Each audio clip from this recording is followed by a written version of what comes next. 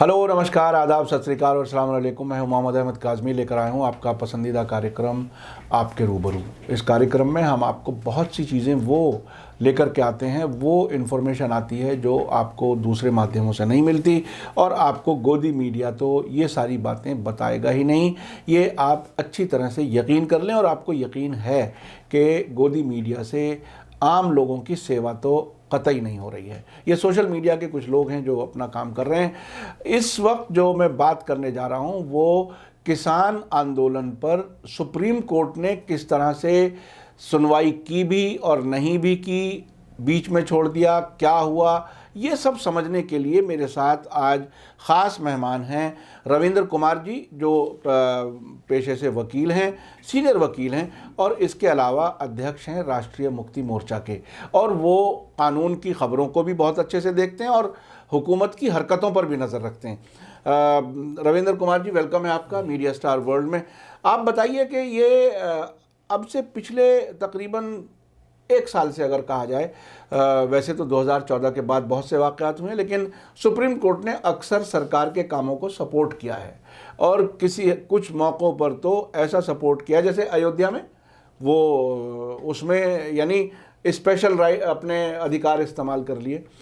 अब आखिर किसानों के आंदोलन से सरकार की जान छुड़ाने में भी वो आगे हाथ नहीं बढ़ा सके। क्या इसमें कुछ बहुत ज़्यादा बदनामी का डर था, या कोई सरकार को कोई स्पेस दिया गया कि भाई तुम खुद जान बचाने की कोई कोशिश करो?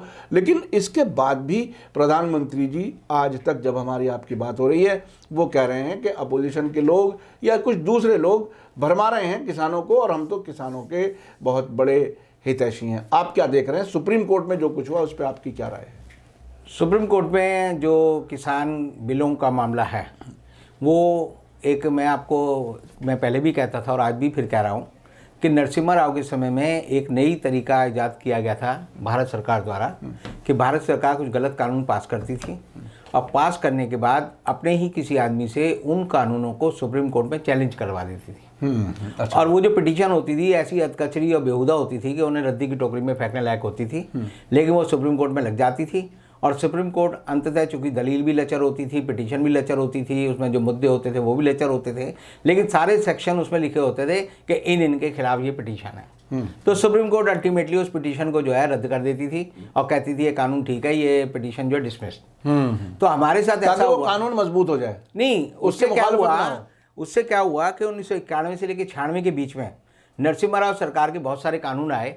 हम उनका विरोध करते थे, हम उस पर मेहनत करते थे 2-3 महीने बाद, और जब हम हाई कोर्ट जाते थे और उस पिटीशन को लेकर ये कहते थे भाई इस मामले में जो है ये गलत है, तो हाई कोर्ट की तरफ से कहा जाता था कि सुप्रीम कोर्ट ने ऑलरेडी इस बारे में फैसला दे दिया है, तो हम और आप कुछ नहीं कर सकते।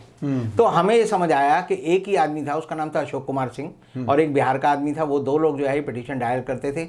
हमने जब उनके बारे में मालूम किया तो पता लगा ये जो है नरसिम्हा राव के खास आदमी है, और ये पिटीशन डालकर जो है लोगों के न्यायिक जो पुनर्वीक्षण का अधिकार है उसका जो है खात्मा कर देते हैं, भ्रूण हत्या कर देते हैं। और वही एक कारण था जिसकी वजह से हमने तय किया कि नरसिम्हा राव एक बेईमान और बदमाश आदमी है, और तब मैंने राष्ट्रीय मुक्ति मोर्चा की तरफ से झारखंड सांसद रिश्वत कांड का मुकदमा और दूसरे जो मुकदमे थे वो डाले हाई कोर्ट में, और हमने उस सरकार को धूल चटाई। अब सवाल आता है कि वही जो मॉडस ऑपरेंडी है वो मोदी सरकार भी कर रही है। 3 छात्रों ने जो है एक पिटीशन डाल दी, जिसे पढ़कर जो है सबसे पहले हमारे जो प्रधान न्यायाधीश हैं श्री बोबड़े साहब, उन्होंने कहा पिटीशन किस बारे में है कुछ पता ही नहीं चलता, ये चाहते क्या है ये बारे में भी नहीं पता चलता, बस ये किसान बिलों के खिलाफ है और सरकार के फेवर में। तो उन्होंने कहा कि इससे हमें कुछ समझ नहीं आ रहा। तो जो बाकी जो प्रोसीडिंग 2 दिन चली सुप्रीम कोर्ट में, एक दिन 3 घंटे चली, दूसरे दिन 1 घंटे चली, उस प्रोसीडिंग में सिर्फ जो आप समझो कि कानून की कोई बात नहीं हो रही थी, सिर्फ ऐसी बात हो रही थी जैसे 4 लोग या तो किसी सार्वजनिक बाग में बैठकर जो है हुक्का गुड़गुड़ाएं और आपस में कोई बातचीत कर लें, नोक-झोंक कर लें, या किसी कॉफी हाउस में बैठ के बात कर लें। ऐसी बात जो है सुप्रीम कोर्ट के 3 न्यायाधीश देश की जनता के सामने किसान आंदोलन को लेकर कर रहे थे। उन्होंने सवाल किया कि किसान जो है दिल्ली की सड़कों पर क्यों रुके हुए हैं? तो भारत के जो अटॉर्नी जनरल हैं उन्होंने बड़े आराम से कहा जी ये तो दिल्ली पुलिस का फैसला है, भारत सरकार का इससे लेना देना कोई नहीं। जैसे दिल्ली पुलिस जो है पाकिस्तान की सरकार चला रही हो या चीन की सरकार चला रही हो। तो ऐसी बेईमानी और ऐसी बेहूदी हरकत को भारत की अटॉर्नी जनरल जो है सुप्रीम कोर्ट में कह रहे हैं, और सारे लोग बड़े मजे से ही कर रहे हैं। आप देखिए कि हरीश साल्वे पेश हुए, 3 घंटे तक सुप्रीम कोर्ट यही जानती रही कि हरीश साल्वे जी किसके लिए पेश हो रहा है। अगले दिन पता चला हरीश साल्वे जी फलाने आदमी के लिए पेश हो रहे हैं, यानी कि हरीश साल्वे ने अपने पेश होने के लिए मुवक्किल ढूंढा, जबकि हमारे एडवोकेट एक्ट में लिखा हुआ है कि वकील जो है सॉलिसिट नहीं कर सकता केस को। तो वो जो है चूंकि उन्हें अपनी बात रखनी थी, वो जो है देश के बड़े कानूनी ज्ञाता हैं, सुप्रीम कोर्ट में वो अपनी एक छाप है उनकी, तो वो जो है किसान मुद्दे पर कुछ बोलना चाहते थे, लेकिन उन्हें ये नहीं पता था किसके प्लेटफॉर्म को लेकर बोले। तो सुप्रीम कोर्ट ने कहा कि हम एक कमेटी बनाएंगे जिसमें सारे किसान आ जाएं और हम उस कमेटी जो है विचार विमर्श करें। किसानों का इस बारे में आप देखेंगे एक ही रुख है, वो कहते हैं हाँ या ना, या तो आप जो है कहो कि तीनों बिल हटाएंगे या आप कुछ नहीं हटाएंगे, बस हमारी बात इतनी है। तो सुप्रीम कोर्ट अगले दिन इंतजार करती रही। सुप्रीम कोर्ट ने कहा कि कोई भी किसान संगठन हमारे सामने नहीं आया, और कोई संगठन आया ही नहीं क्योंकि था ही नहीं, ना वो जाना चाहते थे। और अल्टीमेटली सुप्रीम कोर्ट को इस मामले से अपना पल्ला झाड़ना पड़ा। ये ऐसे ही है जैसे बिल्ली इंतजार करते रहे कि बंदर आएंगे अपनी रोटी लेके के बांटना है, और बंदर आए नहीं, बंदर कहेंगे हम तो अब ज़्यादा अक्लमंद हैं, हम अपनी रोटी आपस में बांट लेते हैं। तो सुप्रीम कोर्ट की ये जो कंडक्ट है, ये ऐसी कंडक्ट है जिससे किसानों का विश्वास जो है न्यायिक व्यवस्था पर उठा है, उखड़ा है, और उन्हें लगता है कि हमें न्याय जो है, अपनी लड़ाई जो है खुद लड़कर लेना पड़ेगा। अगर हमारे बाजू में जान होगी तो हम लड़ लेंगे, हम जीत जाएंगे, नहीं होगी तो हम मर के खप के चले आएंगे। इसी मंसूबे के साथ हुआ है। तो अब अगर किसान, जाहिर है आपने जैसा बताया कि उन्होंने तय कर लिया है कि हम जीत के जाएंगे या मर के चले जाएंगे, तो ऐसी हालत में देखिए, अब से पहले भी बहुत सी सरकारें देखी हैं हमने, आपने आमतौर पे प्रोटेस्ट होते थे, उसके बाद सरकार बात करती थी और कहीं ना कहीं कोई बीच का रास्ता निकालते थे। यहाँ बीच के रास्ते की बात अभी तक नहीं हो रही। सरकार की तरफ से कुछ अमेंडमेंट आए, लेकिन उनमें एमएसपी जैसे इम्पॉर्टेंट इशू पर कोई वादा कागज़ पर लिख करके नहीं किया गया। तो अब आपको आगे क्या लगता है, ये आखिर सुप्रीम कोर्ट में भी क्या कहीं कोई रास्ता सरकार के लिए अब के बाद कोई बनता हुआ नज़र आ रहा है? क्या होगा? आज के दिन सुप्रीम कोर्ट के बाद कोई इशू नहीं है। सुप्रीम कोर्ट ने कहा अगर कोई इशू होगा तो बेंच जो है वेकेशन बेंच देखेगी, यानी सुप्रीम कोर्ट जो कल तक चलेगी, आज जो है आखिरी दिन है उसका, वेकेशन बेंच बैठेगी। अगर वो बैठेगी, कोई मुद्दा होगा तो आएगा, तब उसमें विचार होगा, अदरवाइज विचार नहीं होगा। क्योंकि जो ये बात है कि भाई आप जो है इस मामले पर जो है बात करें या बातचीत करें, या सरकार जो कह रही है कि हम छोटे मोटे जो है चेंज कर सकते हैं, ये ऐसे ही है जैसे मैं आपको कहूँ कि भाई जैसे डॉक्टर कहे जी ऑपरेशन सक्सेसफुल बट जो पेशेंट है ही हैज़ डाइड, यानी आप मर जाओगे, आपकी जान चली जाएगी, लेकिन ऑपरेशन सक्सेसफुल रहना चाहिए, क्योंकि डॉक्टर को तमगा लेना है कि मेरा ऑपरेशन जो है असफल नहीं हुआ। यही केंद्र सरकार की मंशा है, यही केंद्र सरकार कर रही है। क्योंकि जो ये कानून बनाए गए हैं, अगर हम इन्हें एडमंड बर्ग के शब्दों में कहें तो हम ये कहेंगे कि दो तरह के कानून होते हैं, कुछ अच्छे कानून होते हैं, कुछ बुरे कानून होते हैं। ये जो है सबसे बुरे निकृष्ट किस्म के कानून हैं, जिनके बारे में वॉल्टियर ने कहा था कि अगर सरकार मनमर्जी के कानून बनाती है तो वो सरकार जो है अत्याचारी होती है। ये सरकार जो है इस समय अत्याचार पर, घमंड पर टूटी हुई है, और वो कहती है कि जो हम कर रहे हैं, जो मोदी जी ने कर दिया वो ठीक कर दिया।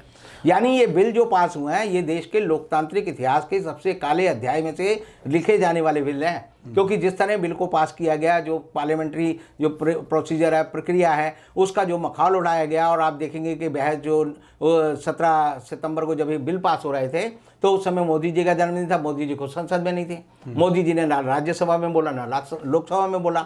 विपक्ष के नेता जब बोलना चाहते थे तो उनके माइक बंद कर दिए, राज्यसभा टीवी के कैमरे बंद कर दिए। उन पे जो वोटिंग होनी चाहिए थी, जैसे 3 तरह से वोटिंग होती है, पहले वॉइस वोटिंग होती है, वॉइस वोटिंग होनी थी, वो उसमें उन्होंने कहा जी मेरे को जो है वहाँ वालों की आवाज़ ज़्यादा सुनाई दे रही है। और वो कौन सा आदमी कह रहा है? जो स्पीकर है देश का, जो स्पीकर कहता है जी मैं संसद में बैठता हूँ तो हमारी संसद का जो केंद्रीय कक्ष है जहाँ लोकसभा लगती है, वहाँ मुझे लोगों के चेहरे नज़र नहीं आते। इस मूर्ख को ये नहीं पता कि हिंदुस्तान में लोकतंत्र में जब वोट होता है तो आइज और नोज का मतलब क्या होता है। अगर हिंदुस्तान का स्पीकर ये बात नहीं जानता तो आप ये मान लीजिए कि वो जो बिल पास हुए हैं, जिसमें वो कह रहा है ध्वनि मत से पास हो गए हैं, वो देश के साथ झूठ बोल रहा है, और एक मनगढ़ंत झूठ बोल रहा है, जिस पर पूरी दुनिया में जो लोकतंत्र को जानते हैं उनको हंसी आनी चाहिए। अच्छा, आप ये बताइए, चूंकि आप कानून के जानने वाले हैं, अब क्या आपको ऐसा लगता है कि सुप्रीम कोर्ट सरकार की जान बचाते बचाते थक चुकी है? क्या मतलब ये जो मूव है इस वक्त का, उसमें ऐसा लग रहा है कि वो नहीं तो कोई ना कोई इख्तियार इस्तेमाल करके और किसानों को फेंकवा देती, जैसे शाहीन बाग का वो हटवाने का ऑर्डर आया था। तो क्या आपको क्या लगता है कि अब वो जो जिसे कहते हैं ना चोर दरवाज़ा भी अब नज़र नहीं आ रहा है, क्या है वो, क्या उस लिमिट तक पहुंच गए, क्या दीवार तक पहुंच गए हैं सुप्रीम कोर्ट के जो जिम्मेदारान हैं, आखिर क्यों मदद नहीं कर पाए इसमें? मदद इससे नहीं कर पाए क्योंकि किसानों ने ठान लिया है कि हम जो है दिल्ली से या तो जीत कर जाएंगे या मर कर जाएंगे। यानी उन्होंने ठान लिया है ये हमारे जीने और मरने का सवाल है। यानी ये किसानों के जो दृढ़ संकल्प है, जो डिटर्मिनेशन है, उससे अदालतें भी अब ऐसा लगता है कि वो हिम्मत नहीं कर पा रहे उनके। हिम्मत की बात ही करूंगा। अदालत का एक काम है कि आप अदालत में जाओ और उसके बाद जो है वहां पर जो है ठंडे बस्ते में हर मामला चला जाता है। जैसे अदालत ने कहा कि हमारे पास जब ये मुद्दा आएगा तब हम फिर विचार करेंगे, जितना समय लगेगा। आपको मैं याद दिलाना चाहूंगा कि 8 नवंबर 2016 को जब नोटबंदी हुई थी, उसके बाद वो मुकदमा सुप्रीम कोर्ट में चल रहा है और उसका फैसला मैं आज भी आपको कह सकता हूँ कि आने वाले 2-4 साल में नहीं आना। वो जब आएगा जब मोदी जी की सरकार चली आएगी तब। यानी ये सुप्रीम कोर्ट ऐसी सुप्रीम कोर्ट है जो आप देखिए 1975 में इमरजेंसी लगी तो उस पर एक महिला ने जो है पिटीशन डाली है कि इमरजेंसी गलत लगी थी, उस पर विचार कर रही है। अभी विचार करने की पिटीशन ले ली अभी। जी। यानी जस्टिस कॉल की बेंच ने कहा है कि हम इस पर विचार करेंगे कि इमरजेंसी सही लगी थी या गलत लगी थी। वो कब थी? 45 साल बाद। तो अब जो है 45 साल बाद वाले मुद्दे पे तो आप देखो कि सही है गलत है। लेकिन जो नोटबंदी हुई 2016 में, उस पर सुप्रीम कोर्ट ने आज तक कोई फैसला नहीं दिया है।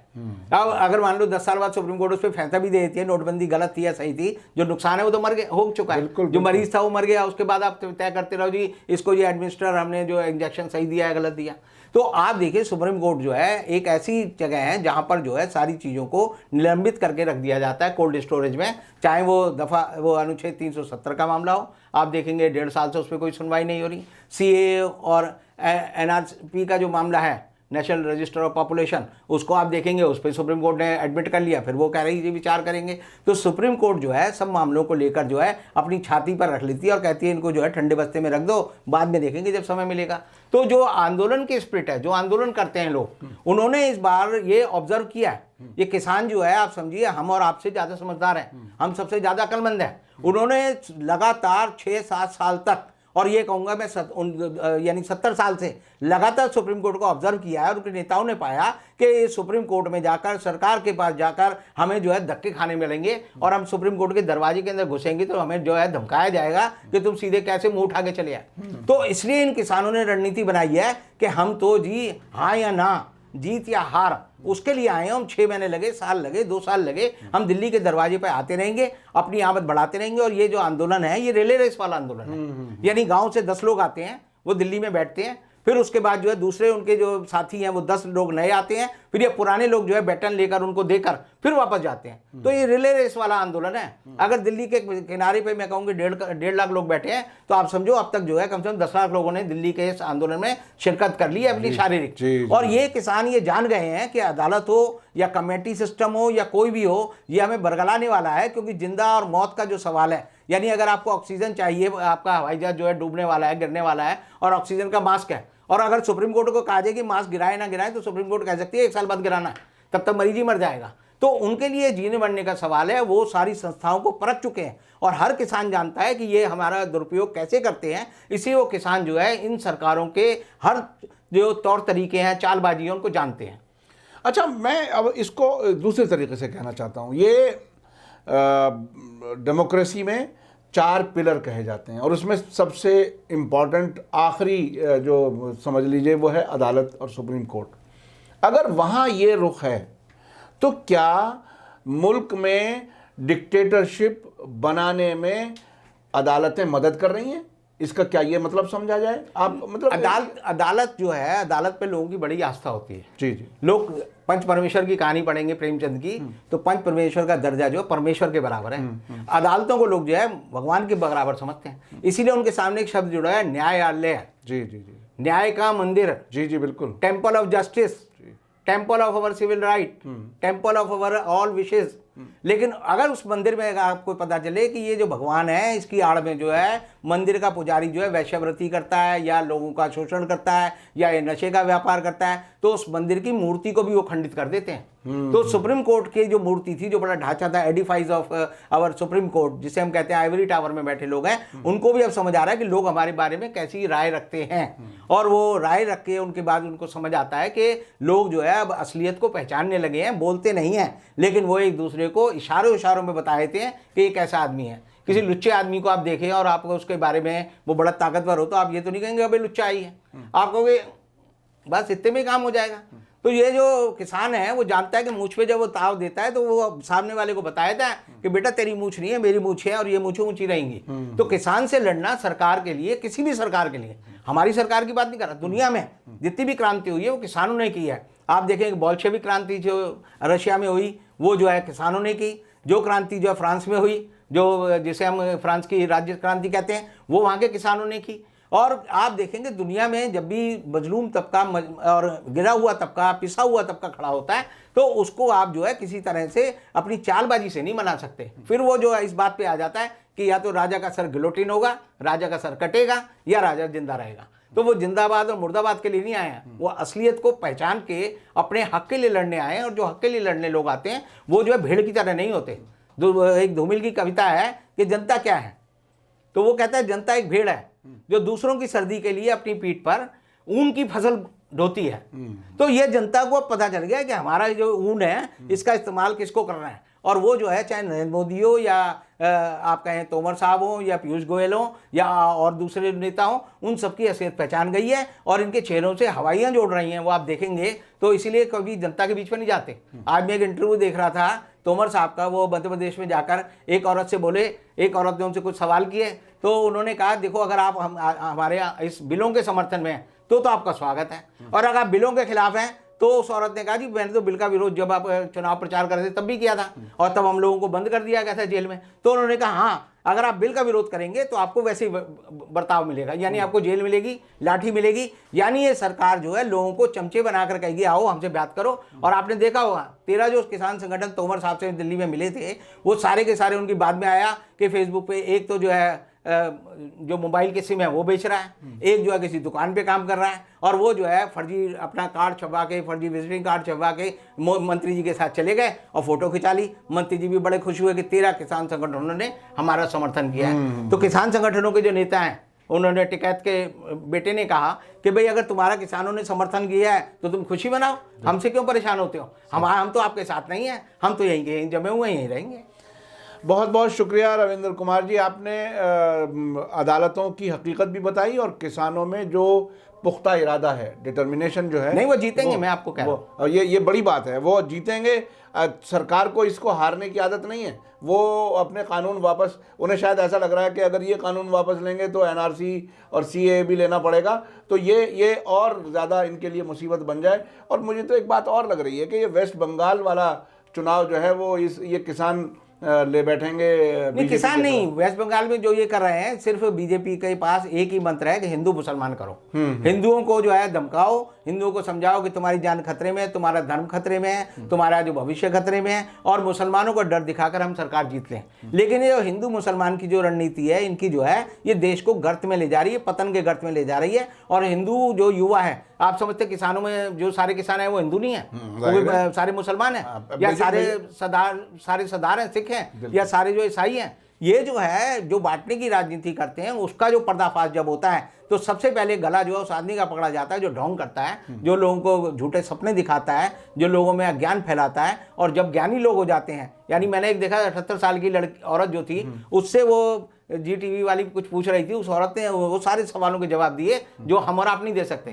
तो अंत में उस लड़की ने कहा कि ये अम्मा तो जो है बहुत ज्यादा अक्लमंद हो गई है। तो सरकार और मीडिया समझता है कि हम लोगों को मूर्ख बना सकते हैं, लेकिन लोग जो है अपनी कष्टों के लिए उनको पहचान करके वो जो है ताकतवर हुआ है। जी जी जी, बहुत बहुत शुक्रिया रविंद्र कुमार जी, आपने बहुत ही बारीकी से बताया। और ख़ास तौर पे इसमें बहुत ही दिलचस्प बात है कि मेजॉरिटी को माइनॉरिटी से डराया जाता है। ये कितनी अजीब बात है कि 80 लोगों को 20 लोगों से डराया जाता है या 15 लोगों से डराया जाता है।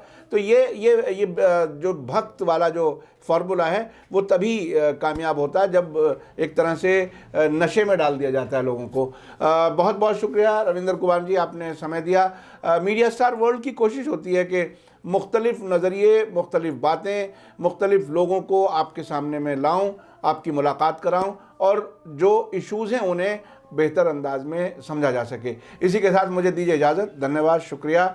जय भारत, जय हिंद।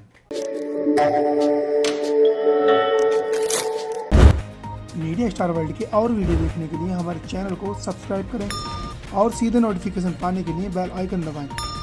और अगर हमारी खबर सच्ची और अच्छी लगे तो अपने व्हाट्सएप, इंस्टाग्राम, फेसबुक और ट्विटर अकाउंट पर जरूर शेयर करें।